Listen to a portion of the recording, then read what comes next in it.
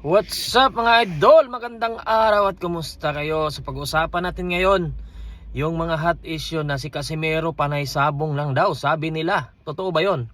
So mga idol, no, may lumabas na video na si Casimero nasa sabungan.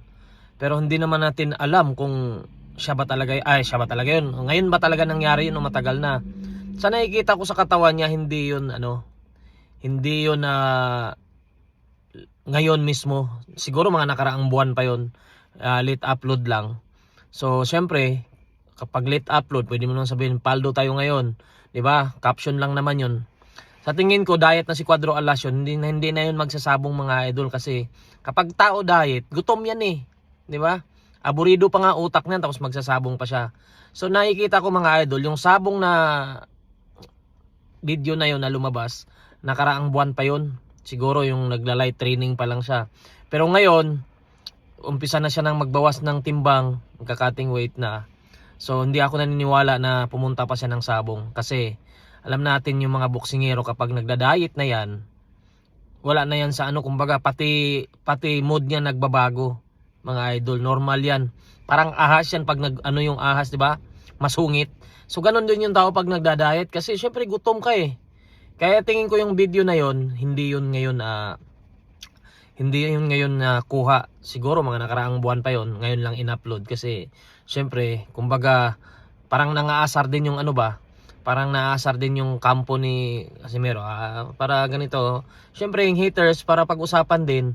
So mga idol, yung pag-usapan din natin, Iman Bacosa Pacquiao binigyan ng 500,000 ni Chavit Singson. O mga idol, no, alam naman natin na si Manny Pacquiao, ang kanyang daddy, at si Chavit Singson ay matalik na magkaibigan yan. Kumbaga, noon pa yan, hindi pa bilyonaryo si Pacquiao, hindi pa 8 Division World Champion si Pacquiao, maliit pa lang si Pacquiao noon, bata pa.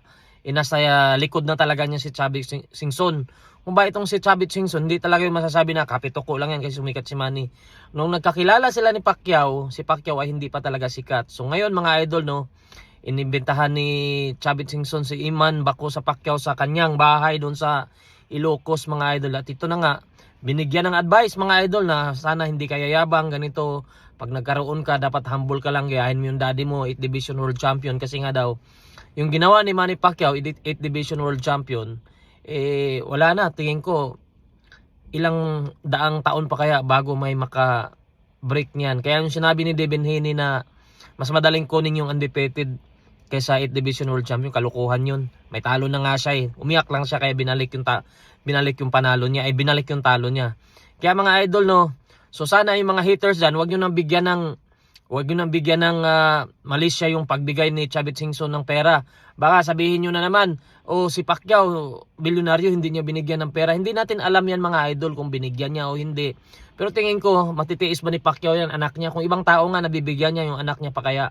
Siguro mga bagay na lang talaga na hindi na dapat ipopost pa. Siguro, between sa kanila na lang yun mag-ama. So mga idol, no, siyempre yung mga haters din, medyo madumi yung mga utak na porkit binigyan ni Hayden ko ng relo, hindi binigyan ni Pacquiao. Hindi natin alam yung mga kwento mga idol sa loob ng pamilya, kasi hindi naman lahat kasi yan naka-broadcast. Lalong noon, hindi pa naman masyadong sikat si Iman noon.